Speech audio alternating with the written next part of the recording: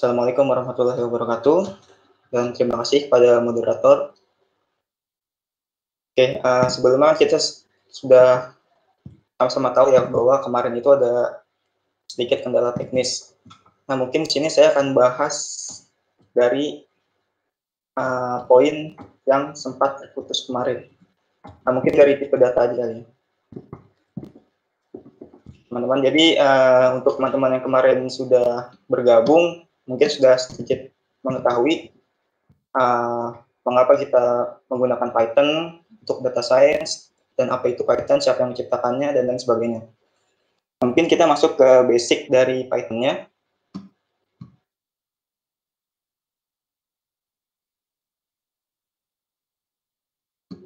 Oke, untuk basic dari Python yang teman-teman perlu ketahui adalah bahwa di Python ini sama seperti bahasa pemrograman lain, yang pasti juga mempunyai tipe data. Jadi tipe data ini adalah jenis data yang kita gunakan di dalam program. Nah, ya ini penting untuk mengetahui tipe data apa saja yang kita gunakan untuk dalam suatu program yang sedang kita buat. Nah, secara umum tipe data bawaan pada Python ini terbagi menjadi beberapa nanti yang saya sebutkan, dan nanti kita akan bahas secara satu persatu. Yang pertama ada numbers, string, boolean, dictionary, list, tuple, dan set. Oke, jadi meskipun Python ini sudah memudahkan kita untuk menggunakan tipe datanya itu tipe data yang fleksibel. Jadi artinya tipe data pada Python ini akan secara otomatis mengikuti value dari variabel yang kita tentukan. Nah, namun dalam beberapa kasus kita perlu mengetahui tipe dan karakteristik dari data apa yang kita gunakan. Next, kita pertama akan membahas tipe data number atau numerik. Nah, tipe data numerik ini pada Python dibagi menjadi 3 bagian, yaitu integer, float, dan kompleks. Seperti pada contoh, saya beri contoh di sini bahwa saya mempunyai variabel A dengan nilainya 7, yang berarti bahwa tipe data dari variabel A ini merupakan integer. Selanjutnya ada variabel B dengan nilai 7,5 yang berarti tipe datanya float, dan ada variabel C dengan value-nya 2 plus 5J yang berarti tipe datanya kompleks. Nah, terdapat bilangan imajiner dan kompleks pada tipe data numerik Python ini karena Python juga banyak digunakan oleh matematikawan. Seperti itu. Nah, untuk mengecek tipe data pada Python ini bisa dilakukan dengan menggunakan cara menuliskan kode type dalam kurung nama variabelnya. Selanjutnya ada tipe data strings. Jadi string ini merupakan urutan dari karakter Unicode. Nah, string ini dideklarasikan dengan petik tunggal atau petik ganda. Tapi yang perlu digarisbawahi di sini adalah bahwa jika teman-teman membuka string dengan petik tunggal, maka teman-teman harus menutup stringnya dengan petik tunggal juga. Begitu juga dengan petik ganda. Jadi intinya harus konsisten antara pembuka string dengan penutupnya. Oke, untuk kasus stringnya melebihi dari satu baris, teman-teman bisa menggunakan 3 tanda petik tunggal ataupun ganda. Di sini seperti contoh, jika saya print tipe data dari variabel S ini, maka output yang keluar adalah kelas str yang menandakan bahwa tipe data variabel string ini adalah tipe data dari variabel S ini adalah string. Nah, pada string ini kita juga bisa melakukan slicing operator. Jadi kita bisa memilih beberapa elemen ataupun elemen dalam range tertentu pada value string. Di sini saya beri contoh bahwa saya akan mengambil indeks pada string. Saya akan mengambil indeks pada string S di karakter dengan indeks ke-3. Maka output yang keluar adalah A.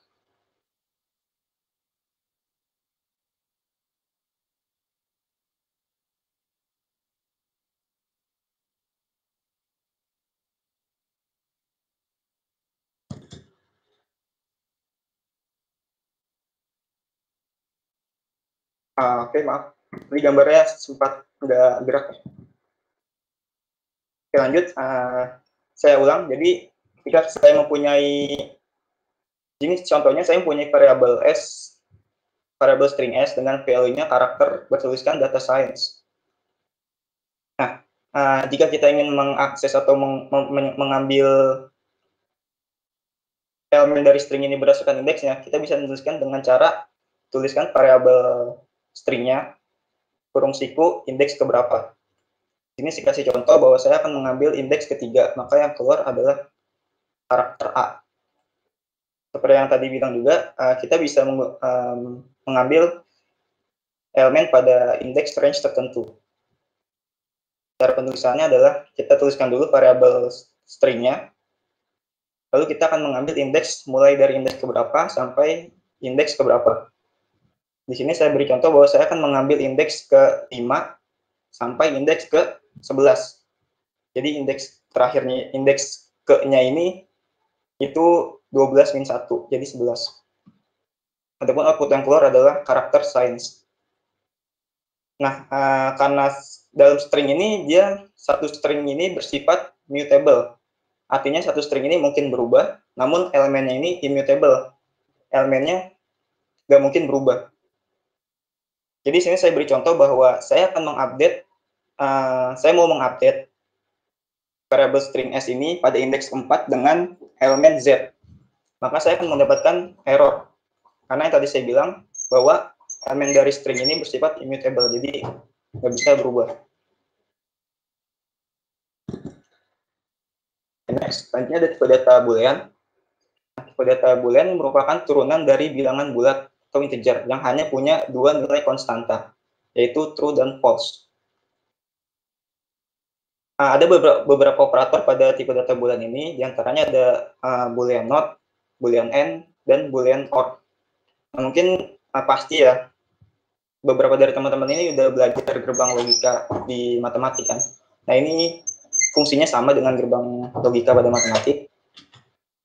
Di sini saya beri contoh bahwa saya mempunyai variabel A dengan value-nya itu suatu kondisi di mana 10 lebih besar daripada 9. Maka jika saya print A ini akan keluar nilai yang kita dapat adalah true. Bisa juga langsung di-set seperti saya mempunyai variabel B dan saya langsung set menjadi tipe data boolean false, bernilai false. Oke, pada Python juga terdapat suatu fungsi yang disebut bool. Jadi fungsi ini dapat mengubah nilai boolean apabila nilai tersebut dapat direpresentasikan sebagai nilai kebenaran atau truth values. Saya beri contoh juga di sini. Awalnya saya mempunyai variabel A yang value-nya itu string dengan tulisan karakter hello. Apabila saya masukkan ke dalam fungsi bool, dia akan berubah menjadi tipe datanya boolean. Begitu juga dengan contoh kedua, yaitu pada variabel B, yang tipe datanya integer 10. Next, selanjutnya masuk ke tipe data list. Jadi list ini adalah jenis kumpulan data terurut atau order sequence. Nah, list ini disimpan di dalam satu variabel. Jadi jika teman-teman perhatikan bahwa sebelum kita membahas list ini, pada tipe data sebelumnya itu satu variabel hanya menyimpan satu value. Nah, untuk list ini dia bisa menyimpan beberapa nilai, dan di list ini didefinisikan dengan kurung siku, di mana tiap elemennya itu dipisahkan dengan koma. Ya, mungkin dari teman-teman sekalian juga sempat dengar istilah list ini adalah array-nya dari Python. Nah, itu bisa dikatakan benar, bisa dikatakan salah juga. Karena list dan array ini ada perbedaan dan ada persamaannya. Nah, untuk persamaannya ini, list ini memang cara kerjanya itu sama dengan array, yaitu indexing itu. Jadi list sama array ini sama-sama tipe data yang order sequence. Tapi bedanya adalah di list ini kita bisa menyimpan lebih dari satu tipe data. Di sini saya beri contoh bahwa saya punya variabel list A, di mana tipe datanya itu yang pertama tipe data elemen indeks ke-0 ini tipe datanya string, kedua indeks pertama ini indeks pertama tipe datanya integer, indeks kedua tipe datanya float, dan seterusnya. Jadi intinya list ini bisa menampung tipe data yang berbeda. Sedangkan array hanya bisa menampung satu tipe data. Nah, pada Python ini juga mengenal istilah slicing operator. Jadi, slicing operator ini adalah kita dapat mengekstraksi sebuah elemen atau item pada beberapa item ataupun pada satu item ataupun beberapa item dalam range tertentu. Seperti string tadi, jadi kita bisa melakukan memilih item berdasarkan indeksnya. Jadi untuk teman-teman yang baru belajar programming, mungkin bisa saya beritahu bahwa indeks ini dimulai dari angka 0 ya. Ini saya beri contoh bahwa saya mempunyai variabel list B, di mana elemennya itu ada 1, 4, 6, dan sekian. Untuk melakukan indexing sama seperti string tadi, pertama kita tuliskan dulu variabel listnya, lalu kurung siku, dalam kurung siku itu adalah indeksnya. Kita mau ekstrak indeks ke berapa. Ini saya coba beri contoh, saya akan mengekstrak indeks ke 0, maka output yang keluar adalah indeks pada elemen pada indeks ke 0, yaitu 1. Pada list juga kita juga bisa melakukan indeks mulai dari min 1. Jadi artinya di sini min 1 adalah kita akan mengambil indeks dari yang paling terakhir. Seperti contoh, saya akan mengambil indeks ke min 1, yaitu yang keluar adalah Budi. Jadi indeks min 1 itu mengambil elemen pada urutan terakhir dalam list. Dan seterusnya gitu ya. Jadi kalau min 2 ya ke Danti, min 3 ke 7, dan seterusnya. Sama seperti string, kita juga bisa melakukan indexing dengan range tertentu. Cara penulisannya sama juga. Pertama kita tuliskan variabel listnya, lalu kita akan mengambil indeks dari indeks keberapa sampai indeks keberapa. Nah, untuk awal indeksnya kita tulis, awal indeksnya tidak kita tulis nih. Itu berarti Python menganggapnya bahwa kita akan mengambil data mulai dari yang terawal. Begitu juga ke indeks terakhir, indeks ke-nya tidak ditulis, maka kita akan mengambil indeks sampai indeks terakhir. Kita juga bisa melakukan step pada tipe data list ini. Jadi sini saya beri contoh bahwa saya punya variabel list B, yang saya akan ambil adalah indeks pertama sampai indeks kelima dengan stepnya 2. Maka output yang didapat adalah 4 dan 8. Next. List ini juga elemen dalam list ini bisa kita tambahkan, diubah, ataupun dihapus. Jadi, dalam list ini kita juga bisa mengetahui berapa banyak elemen yang terdapat dalam suatu list dengan menggunakan fungsi len. Cara penulisannya adalah len dalam kurung variabel listnya. Selanjutnya, saya beri contoh bahwa saya akan mengupdate atau mengubah elemen pada list. Nah, berbeda dengan string tadi ya, kalau kita lihat string tadi kan, dia tidak bisa dirubah, karena elemen itu bersifat immutable. Sedangkan di sini bisa. Caranya adalah indeks keberapa yang pengen kita ubah, sama dengan apa yang kita ingin ubah dengan value apa. Seperti contoh di sini saya akan mengubah variabel list A pada indeks pertama menjadi nilainya 2. Maka yang tadinya pada list A ini indeks pertama bernilai 3, sekarang menjadi 2. Selanjutnya, kita bisa menambahkan, kita bisa menggunakan 2 cara untuk menambahkan elemen pada list. Cara yang pertama menggunakan fungsi append, dan cara yang kedua menggunakan fungsi insert. Oke, untuk menggunakan fungsi append ini, cara penulisannya adalah sama, variabel listnya apa, dot append, lalu item apa yang ingin kita tambahkan. Untuk penambahan melalui cara fungsi append ini, item yang ditambahkan akan berada pada indeks terakhir dari list. Nah, sedangkan ketika kita ingin memilih, kita akan memasukkan atau menambahkan value apa pada indeks keberapa, itu bisa menggunakan fungsi insert. Cara penulisannya adalah tuliskan variabel listnya, dot insert. Pada indeks keberapa kita ingin taruh value-nya dan koma value-nya. Selanjutnya untuk menghapus elemen pada list, kita bisa menggunakan 3 cara. Yang pertama menggunakan perintah del.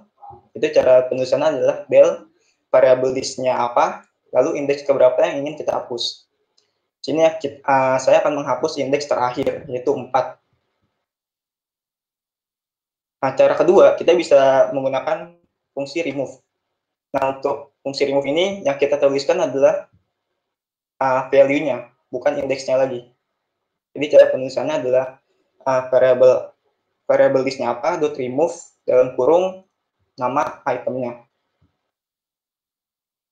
Cara ketiga, kita bisa menggunakan fungsi pop. Jadi, fungsi pop ini bukan hanya sekedar mendelete ya, dia mengeluarkan suatu nilai dari list. Cara penulisannya, variable list-nya apa, dot pop, lalu indeks, lalu item keberapa. Indeks keberapa yang ingin kita hapus. Jadi, seperti yang saya bilang, si pop ini lebih dari sekedar mendelete, dia lebih ke arah mengeluarkan suatu elemen dari sebuah list. Nah, elemen yang dikeluarkan ini bisa kita tampung lagi ke dalam sebuah variabel baru.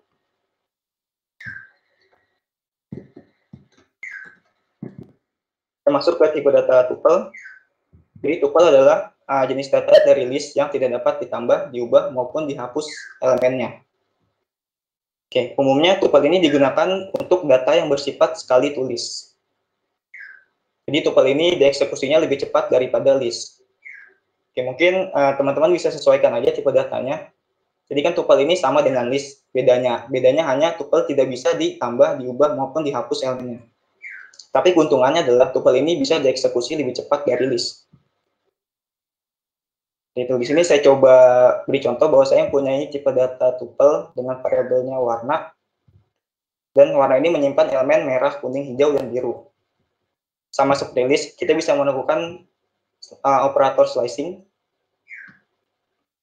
di mana contoh di sini saya akan mengambil elemen pada indeks ke-0 di variabel tuple warna.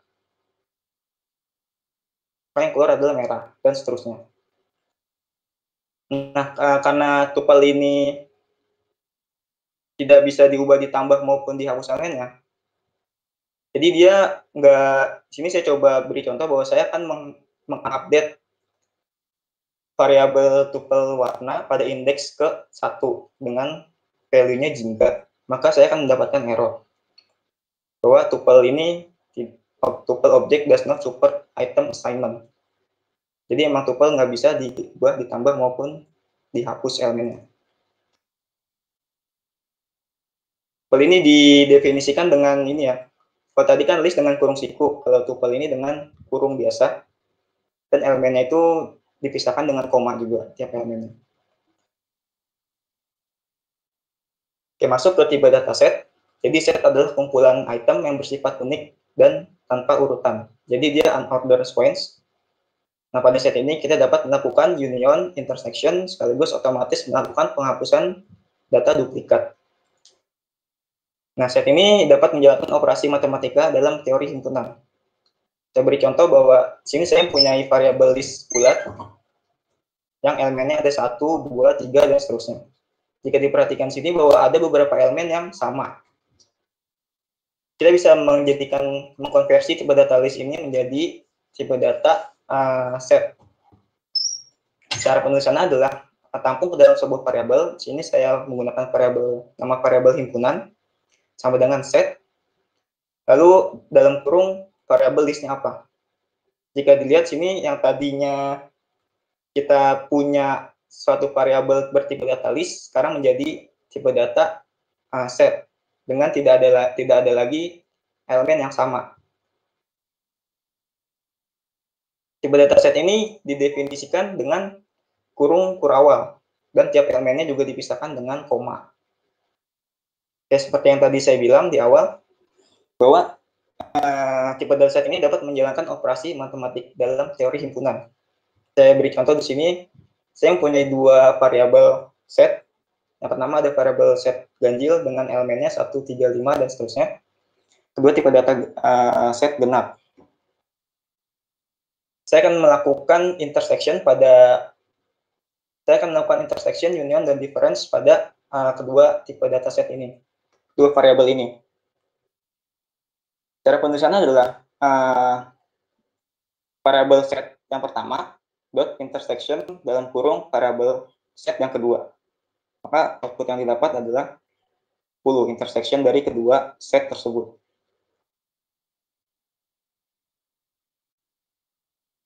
Oke, next.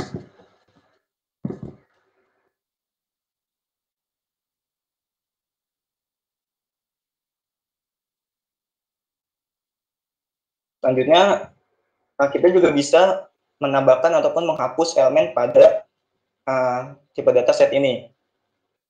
Itu cara pertama. Untuk menghapusnya kita menggunakan remove juga, sama fungsi remove. Cara penulisannya juga sama dengan penghapusan elemen pada list, yaitu variabel setnya apa, dot remove, lalu pada indeks keberapa. Pada apa elemen yang ingin kita hapus, value-nya. Yang kedua, untuk menambahkan elemen pada tipe dataset ini bisa menggunakan fungsi add juga. Jadi cara penulisannya adalah variabel setnya dot add, lalu item yang ingin kita tambahkan. Nah, karena bersifat unordered sequence seperti yang saya bilang tadi di awal, jadi setiap elemen yang ditambahkan ini akan berada di awal dari set. Selanjutnya saya akan mencoba untuk melakukan proses slicing ya. Kan sini set ini kan unordered sequence. Jadi dia sebenarnya nggak bisa melakukan proses slicing. Sini saya coba melakukan proses slicing, di mana saya akan menampilkan variabel set ganjil pada elemen ke-1. Maka yang saya dapat adalah error, karena di sini dituliskan bahwa set object does not support indexing.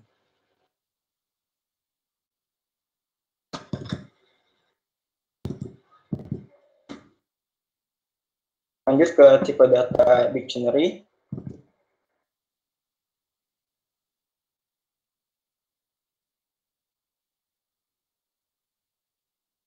Dictionary ini merupakan kumpulan item atau value, di mana masing-masing item memiliki key.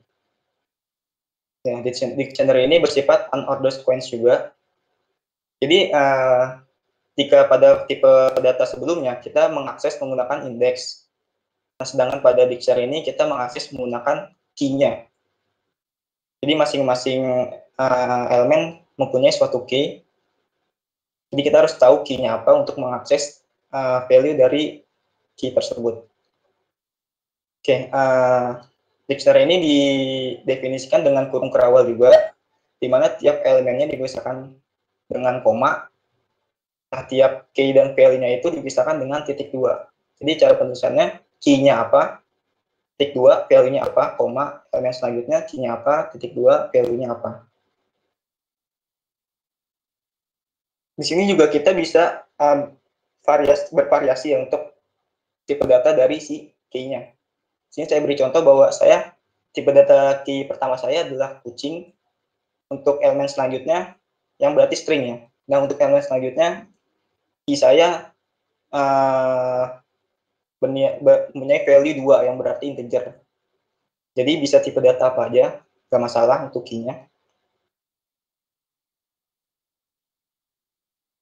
Sini saya beri contoh untuk error juga, di mana maksud dari error di sini, maksud dari saya adalah saya ingin menampilkan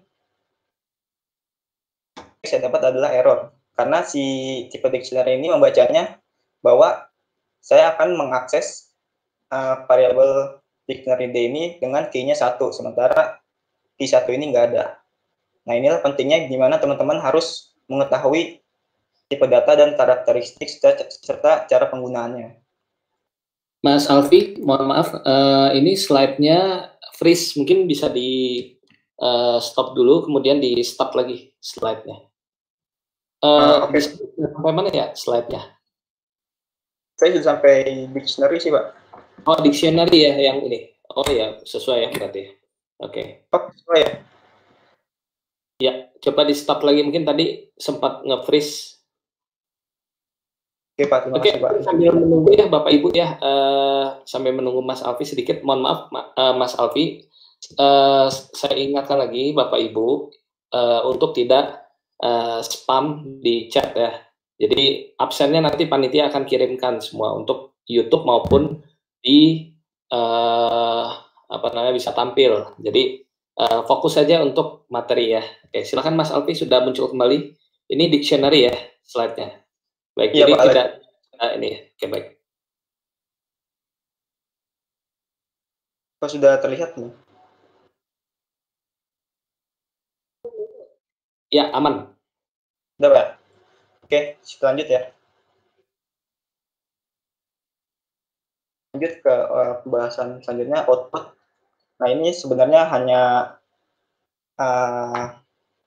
sesuatu yang nantinya akan kita tampilkan di layar. Jadi ini di next aja.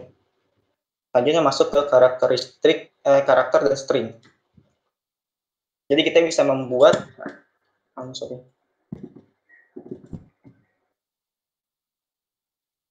Jadi ada beberapa cara untuk membuat karakter ini menjadi kapital ataupun huruf kecil. Ini cara pertama ada put upper, yaitu membuat seluruh karakter dalam string ini menjadi kapital. Di sini saya beri contoh bahwa saya mempunyai variabel A dengan value-nya karakter hello world dengan huruf kapitalnya dan huruf kecilnya bercampur ya. Di sini saya coba untuk menjadikan hello world ini menjadi huruf kapital semua dengan menggunakan fungsi upper. Caranya tuliskan variabelnya dot upper kurung 2 kurung tutup. Begitu juga dengan lower. Lower ini fungsinya untuk merubah string menjadi huruf kecil semua.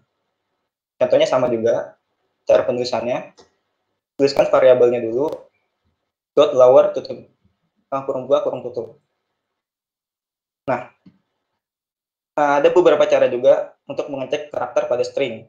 Di antaranya ada isAlpha, yaitu dia akan mengembalikan nilai true jika string hanya berisi huruf dan tidak kosong. Selanjutnya ada isAlnum, itu akan mengembalikan nilai true jika string hanya berisi huruf atau angka dan tidak kosong. Isdesimal ketika string hanya berisi angka dan tidak kosong. Dan ispace ini ketika string hanya berisi spasi, tab, new line, dan lain sebagainya. Untuk mengecek dalam string ini apakah huruf kapital semua atau tidak, bisa juga menggunakan isLower atau isUpper. Nah, sebenarnya masih banyak lagi ya metode yang digunakan untuk mengecek karakter pada string ini. Misal seperti istitle, apakah string ini merupakan formatnya format judul, start with, end with, join, split, dan sebagainya. Dan jadi mungkin sini saya hanya menjelaskan beberapa metodenya aja. Karena keterbatasan waktu juga, tapi untuk pengetahuan teman-teman lebih jauh lagi, teman-teman bisa explore sendiri tentang metode pengecekan karakter ini sesuai dengan kebutuhan teman-teman. Ini biasanya berguna pada saat pre-processing data. Jadi penting juga. Next. Tadi kan kita sudah mengetahui tipe data list itu seperti apa. Nah, di sini kita coba untuk mengoperasikan operasi apa aja sih yang bisa dilakukan pada tipe data list ini. Yang pertama, yang tadi sudah disebutkan juga, kita bisa mengetahui berapa banyak elemen dalam list ini menggunakan fungsi len. Kita bisa mengkonversi list menjadi tipe dataset juga. Lalu selanjutnya kita bisa menggabungkan dan mereplikasi tipe data list ini. Jadi untuk menggabungkan caranya, di sini saya beri contoh bahwa saya mempunyai dua variabel dengan tipe data list dua-duanya, di mana saya akan menggabungkan kedua list ini menjadi satu list. Caranya adalah dengan menggunakan operator tambah. Nah, untuk replikasi dengan cara menggunakan operator bintang atau operator kali.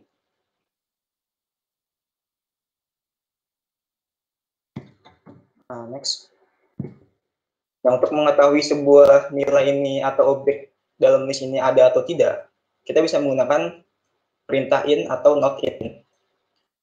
Di sini saya beri contoh bahwa saya mempunyai variabel hewan, di mana dalam hewan ini elemen-elemennya ada kucing, burung, dan anjing. Saya ingin mengecek apakah elemen kucing terdapat dalam hewan, itu bisa dituliskan dengan cara elemennya apa, in, nama variabel listnya. Karena kucing ini ada dalam hewan, maka dia akan mengeluarkan output true. Lalu memberikan nilai kepada lebih dari satu variabel juga bisa dari list ini.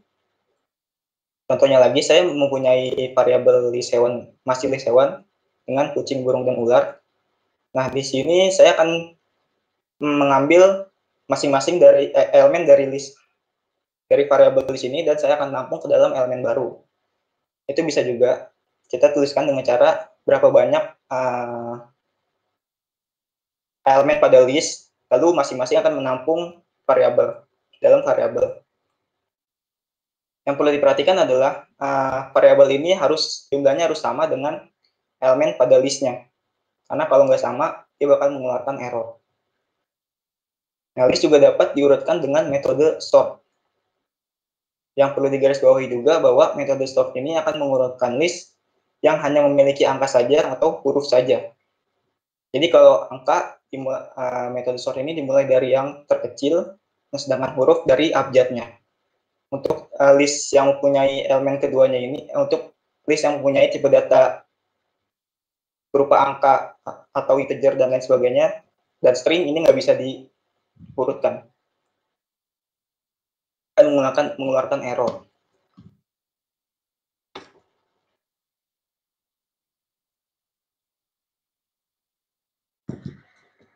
Kita lanjut, di Python juga ada jenis operator matematik dan string.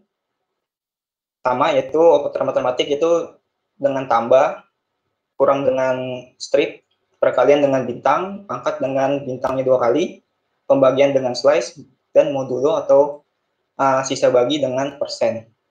Nah, untuk perbandingan juga sama dengan matematik, kurang dari simbolnya seperti itu, lebih dari simbolnya juga seperti itu, dan sama dengan, untuk sama dengan, kita di Python menggunakan sama dengan 2 kali, sama dengan, sedangkan untuk tidak sama dengan, tulisannya adalah tanda seru sama dengan, yang berarti bahwa tidak sama dengan.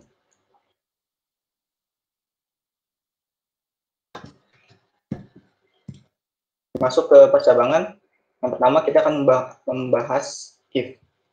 Nah, sama seperti bahasa pemrograman lainnya, Python juga tentu memiliki statement percabangan, yaitu if. Di Python, expression diletakkan setelah if, jadi keputusan ditentukan berdasarkan nilai kebenaran dari ekspresi tersebut. Di sini saya beri contoh, dilihat dari flowchart-nya. Di sini terdapat 2 block statement, di mana jika kondisi true statement yang dieksekusi apa, jika kondisinya false statement yang dieksekusi apa. Nah, Python punya cara tersendiri nih dalam menuliskan blok program seperti ini. Jadi bahasa lain mungkin yang dari, misal kita menggunakan bahasa Java atau C++ mungkin menggunakan kurung terawal. Nah, sedangkan Python ini menggunakan titik 2 dengan statement setelah if-nya ini ditambahkan indentasi. Bisa tab ataupun spasi dua kali atau 4 kali. Ini saya beri contoh bahwa saya mempunyai variabel nilai dengan value-nya itu 80 integer.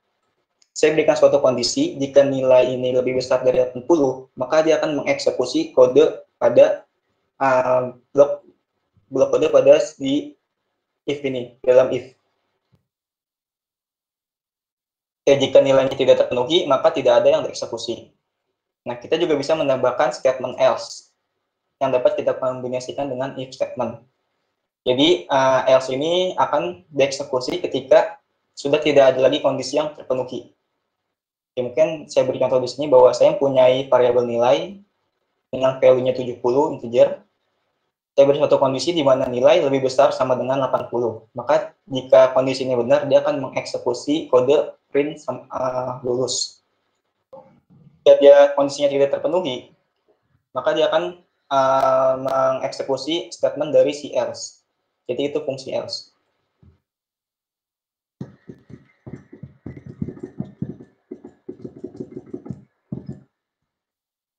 Selanjutnya, masuk ke percabangan bertingkat. Jadi percabangan bertingkat ini kita menggunakan elif. Mungkin kalau di bahasa pemrograman lain else if ya. Jadi kalau di Python ini penulisannya elif. Elif ini merupakan if bertingkat pada Python. Jadi jika sebelumnya if ini kita hanya mempunyai satu kondisi, nah di elif ini kita bisa memberikan banyak kondisi. Jadi seperti flowchart yang ada di layar, ada beberapa kondisi. Jika kondisinya benar, maka dia akan mengeksekusi statement apa. Jika kondisinya salah, dia akan mengecek ke kondisi yang lain. Dan jika kondisi yang lain ini masih salah, dia akan mengecek ke kondisi yang sebelumnya, yang sesudahnya sampai berada di statement else. Seperti contoh di sini, saya akan mempunyai nilai, di mana variabel nilai ini punya value 90 integer. Saya beri kondisi di mana nilai ini lebih besar dari sama dengan 60 dan nilai ini kurang dari 70. Jika syarat ini terpenuhi, maka dia akan mengeksekusi kode print grade C. Jika tidak terpenuhi, maka dia akan mengecek ke kondisi selanjutnya, di mana nilai ini lebih besar dari sama dengan 70 dan nilai kurang dari 80, maka dia akan mengeksekusi print grade B. Jika masih salah juga, dia akan melihat kondisi selanjutnya sampai ada suatu kondisi yang terpenuhi. Nah, jika tidak ada kondisi yang terpenuhi, maka dia akan mengeksekusi statement else.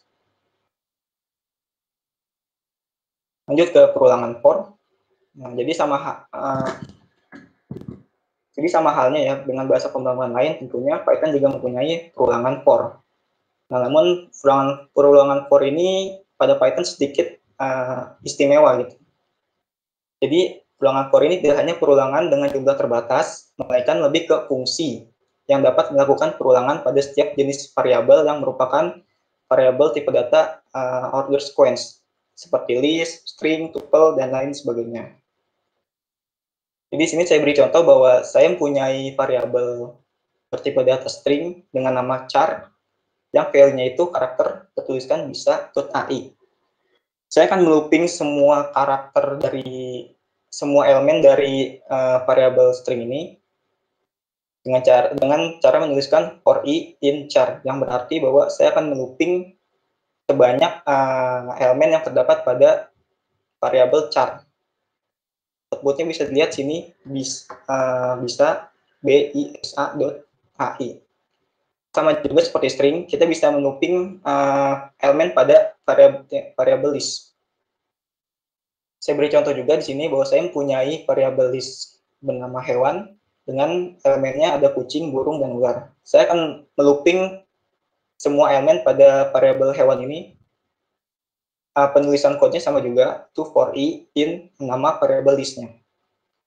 For ini akan melooping sebanyak elemen yang terdapat dalam list.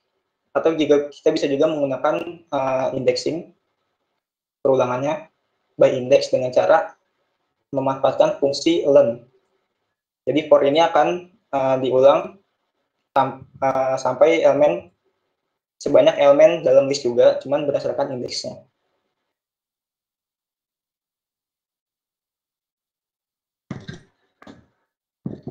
Lanjut ke perulangan while. Jadi while dikenal sebagai istilahnya infinite loop. Artinya perulangan dalam while ini tidak akan berhenti selama kondisinya terpenuhi. Jika dilihat flowchart-nya sebenarnya sama juga ya dengan for, cuman bedanya di sini kita bisa perulangan while ini bisa menjadi infinite loop. Kayak gimana caranya? Nanti saya beri contoh di sini. Saya mempunyai variabel count, di mana count ini bernilai 0. Saya lakukan looping dengan while, di mana kondisinya jika count ini kurang dari 5, dia akan mengeksekusi print bilangan ke iterasinya berapa. Lalu saya increment variabel count ini dengan plus 1. Setiap looping, setiap iterasi, dia akan menambah nilai si count ini plus 1. Sampai kondisi tidak terpenuhi, maka looping akan berhenti. Nah, apa jadinya jika saya pada code increment ini saya hapus? Nah, ini berarti bahwa nilai dari count ini akan tetap 0 dan kondisi pada while ini tidak akan terpenuhi. Jadi dia akan terus melakukan looping tanpa berhenti. Makanya disebut infinite loop. Jadi bedanya for ini kan kalau tadi for secara otomatis increment, sedangkan while ini tidak. Dia looping berdasarkan kondisi. Ini masuk ke fungsi. Jadi fungsi adalah blok kode yang terorganisasi dengan baik sehingga dapat digunakan kembali atau istilahnya reusable. Nah, fungsi didefinisikan dengan keyword def diikuti dengan nama fungsinya dan parameter apa yang ada di dalam yang dituliskan di dalam kurung. Nah, parameter ini bisa lebih dari satu ya, bisa banyak parameternya. Jadi fungsi berhenti ketika dia terdapat statement return atau expression-nya dan mengembalikan expression tersebut kepada si pemanggilnya. Sebenarnya beberapa fungsi telah disediakan default dari Python, ya seperti yang tadi kita gunakan, fungsi print, fungsi append, dan lain sebagainya. Itu termasuk fungsi juga. Nah, kita bisa membuat fungsi kita sendiri. Di sini saya beri contoh bahwa saya membuat fungsi dengan nama welcome, dengan parameternya nama. Jika fungsi dipanggil, dia akan mengeksekusi perintah atau kode selamat datang plus nama yang kita tulis pada parameter dan akan mengembalikan nilai tersebut kepada pemanggilnya. Selanjutnya kita panggil, kita tampung ke dalam variabel result, kita panggil fungsinya dan saya beri parameter Budi, maka dia akan mengeluarkan output selamat datang Budi. Nah, Budi ini parameter yang kita tulis.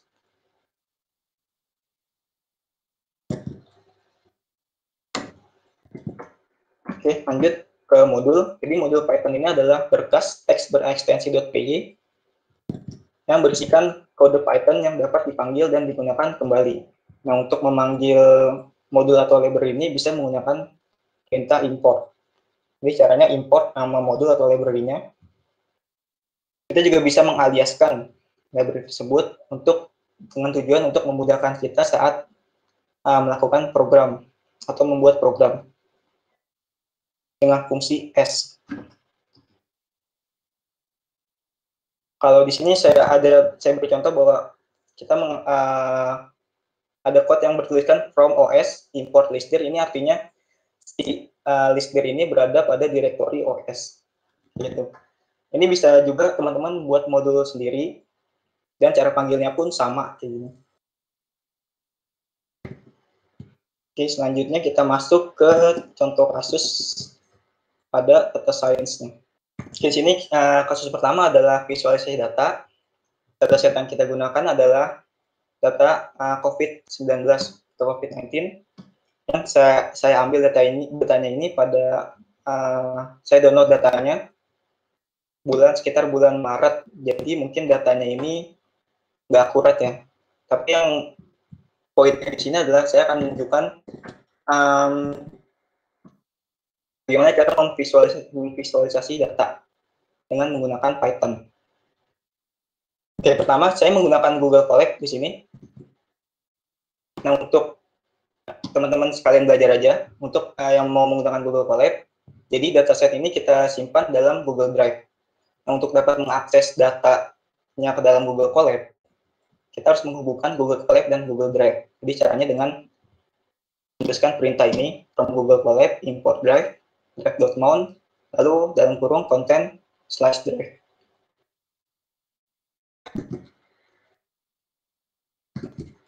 Selanjutnya kita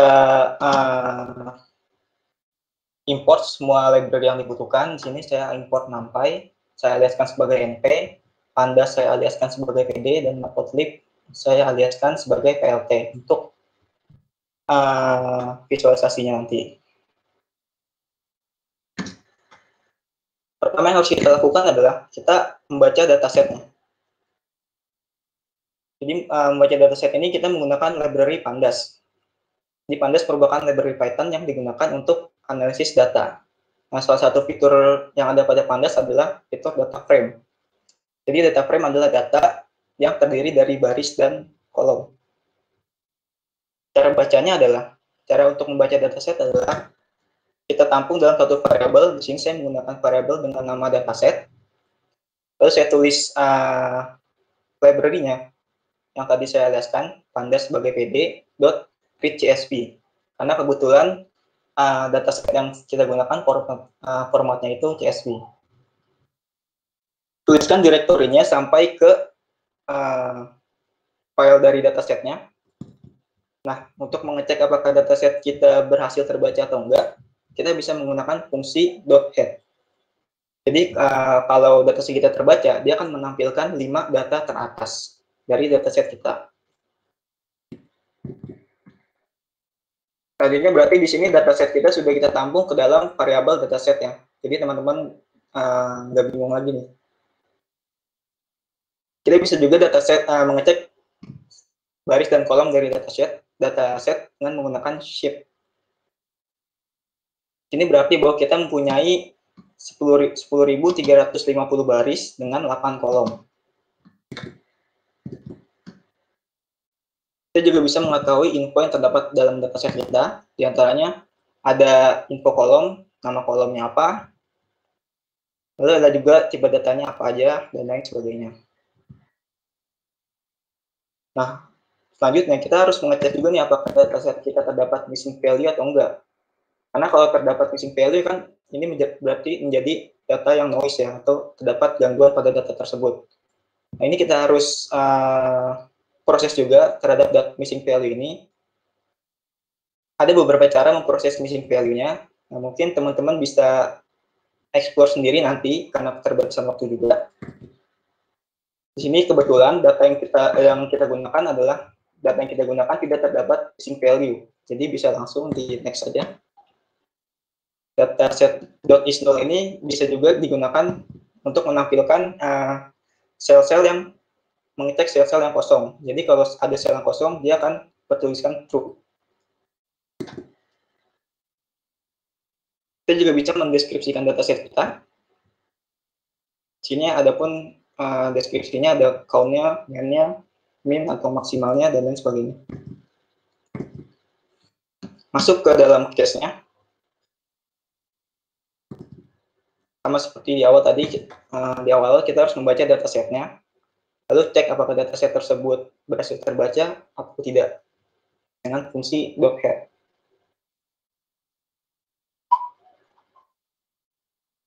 Selanjutnya di sini saya akan menambahkan satu kolom, di mana kan sebelumnya kolom ini tidak ada ya. Jadi yang ada itu hanya kolom konfirmasi, patch, dan recover. Saya ingin menambahkan satu kolom yaitu masih terinfeksi,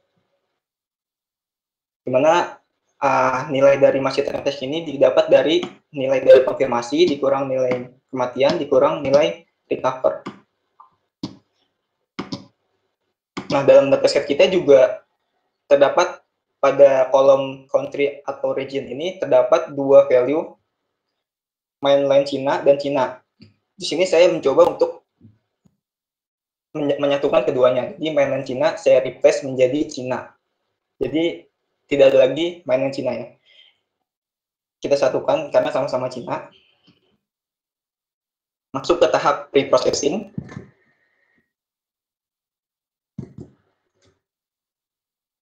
Nggak kelihatan layarnya.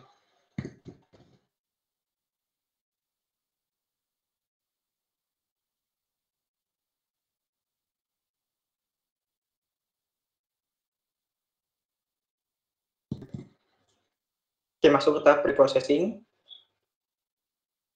Di sini saya di dataset kita terdapat satu kasus pada kolom provinsi, di mana kasus tersebut terjadi di kapal Diamond Princess. Di sini saya pisahkan. Jadi dataset yang terjadi pada Diamond Princess saya tampung ke dalam variable shift. Lalu yang tidak, jadi pada dataset ini saya hanya mau semua kasus kecuali kasus pada Diamond Princess ship ini. Saya tampung ke dalam variable dataset. Untuk Cina, kasus yang terjadi pada negara Cina, saya tampung sendiri datasetnya ke dalam variable Cina. Dan yang selain Cina, saya tampung juga ke dalam variable row. Nah, ini sebenarnya pre-processing ini tergantung dari case teman-teman aja ya. Teman-teman bebas preprocessing seperti apa. Sesuaikan aja dengan apa yang teman-teman mau visualisasikan. Selanjutnya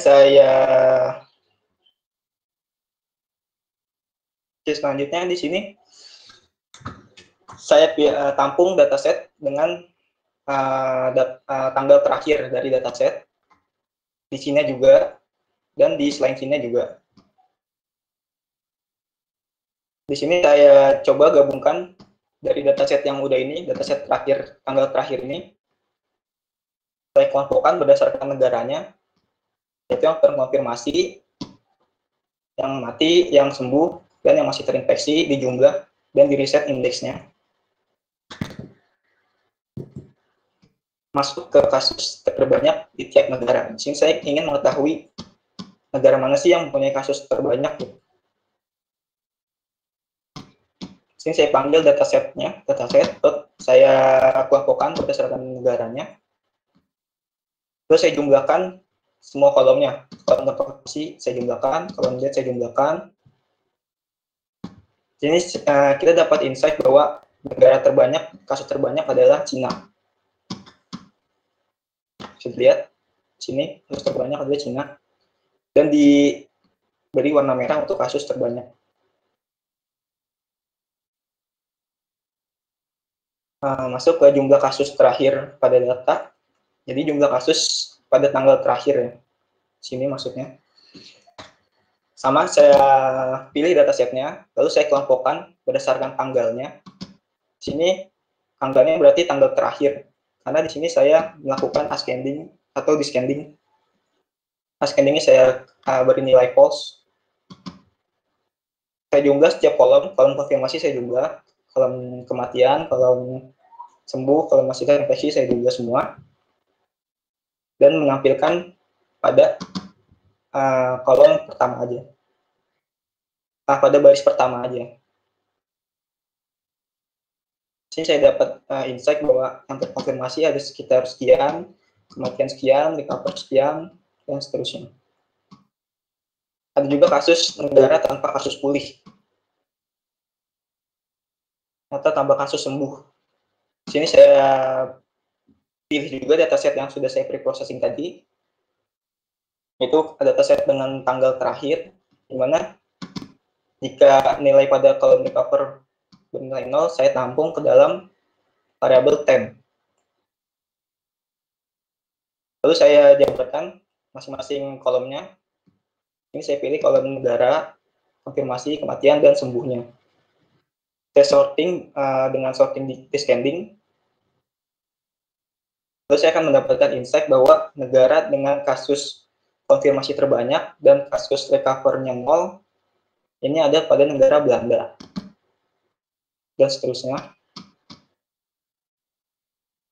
Teman-teman maaf ya, karena keterbatasan waktu juga, jadi agak cepat. Lalu masuk ke case kasus dari tiap negara. Di sini kita import library baru untuk grafiknya.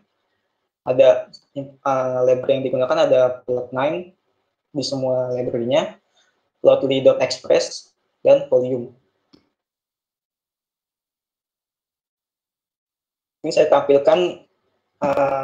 Nah, di sini kita bisa memilih nih dari library plotly.express ini ada beberapa macam grafik. Mungkin nanti akan ditampilkan ya satu persatu, tapi nggak semua sih. Ini saya coba milih grafik menggunakan grafik bar, di mana dataset yang saya pilih adalah full let's group atau dataset kasus terakhir di negara dan yang terkonfirmasi. Lalu saya sorting dengan descending, di mana Y-nya saya set menjadi terkonfirmasi, dan X-nya ini adalah negaranya. Dan color-nya ini berdasarkan negaranya. Doc-nya saya set sebagai true, dan lain sebagainya. Lalu kita show, di sini saya mendapatkan insight sebuah grafik bar, di mana dari grafik bar ini kita bisa mengetahui kasus yang terkonfirmasi. Nah, berarti lagi di sini kita bisa melakukan beberapa operasi pada grafik, misalnya seperti menghilangkan grafik pada beberapa negara. Lalu jika kita dekat ada suatu informasi yang muncul juga dan lain sebagainya.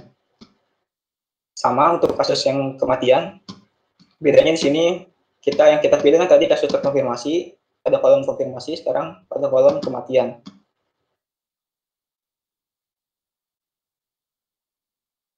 Ini kasus per harinya.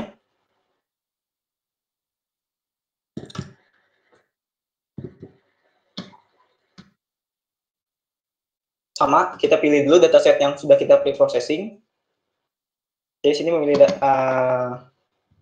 dataset yang bernama yang disimpan di variabel dataset. Lalu saya kelompokkan berdasarkan negara dan tanggalnya.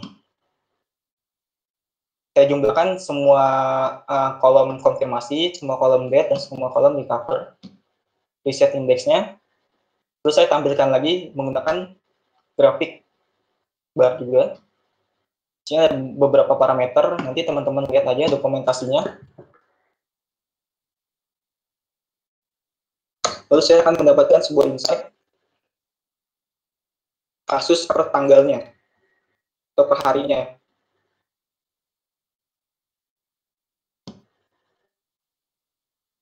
Di sini bisa kita lihat bahwa negara paling banyak ya pada saat itu di Cina.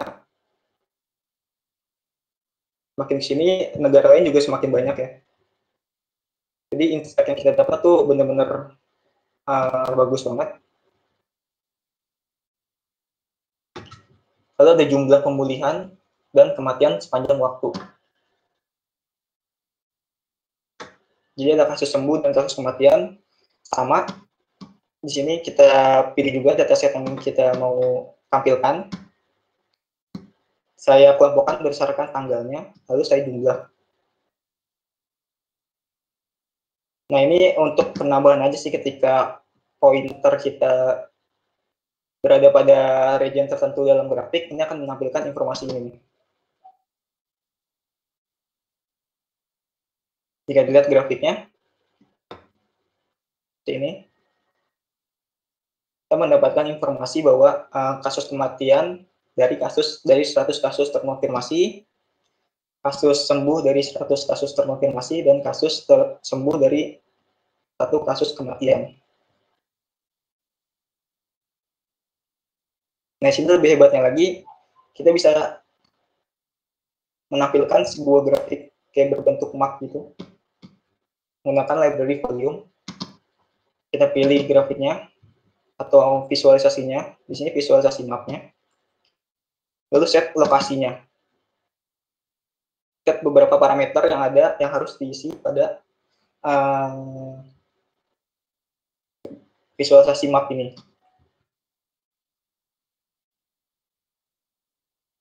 Oke, di sini kita looping dari dataset bullets atau dataset kasus terakhir. Volume circle ini adalah yang ini nih, volume circle. Jika kita klik, dia akan menampilkan informasi ini. Jadi contoh di sini misalnya itu negaranya Iran, provinsinya sekian, konfirmasi sekian, dan lain sebagainya. Ini bisa di zoom juga. Jadi bisa dibilang dengan menggunakan Python aja dan beberapa library, ini udah powerful banget untuk visualisasi data.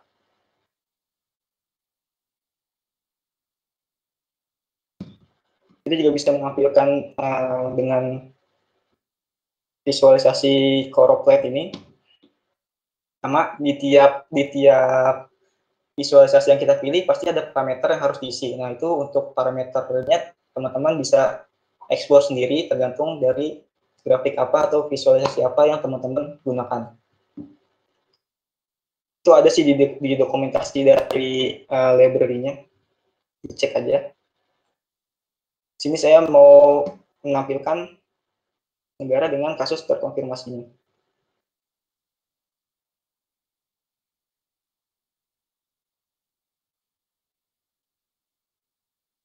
Oke. Seperti itu ya. Ini juga ada kasus bisa menampilkan set signal over time, jadi bisa kayak ada animasinya gitu.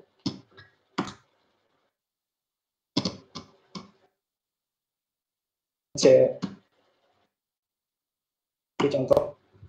Nah, jadi kesimpulannya adalah kita bisa melakukan berbagai macam visualisasi yang bagus, ya sudah bagus, yang powerful, dengan hanya menggunakan Python dan beberapa library aja. Kasus kedua, masuk ke machine learning, kita buat membuat suatu model machine learning. Data yang kita gunakan adalah data iris. Ini saya bahas singkat aja ya, karena waktunya juga sudah mau habis. Pertama, kita hubungkan dulu antara Google Drive dan Google Colab-nya, import semua library, kita baca datasetnya, cek apakah dataset berhasil terbaca atau enggak, describe datasetnya untuk mengetahui karakteristik dari dataset kita, cek missing value-nya, cek apakah ada missing value,